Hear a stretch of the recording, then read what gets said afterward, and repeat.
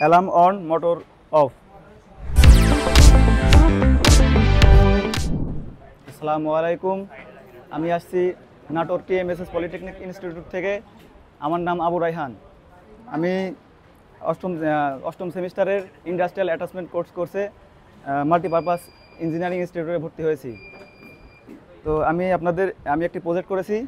প্রজেক্টটির নাম হলো thermal overload ড্রিলের মাধ্যমে মোটর প্রোটেকশন সিস্টেম।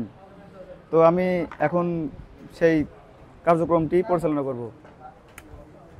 প্রথমে পাওয়ার দিলাম, তারপরে পুশ অন সুইচে অন করলাম, পুশ অন সুইচটি পুশ করলাম, মোটর রানিং,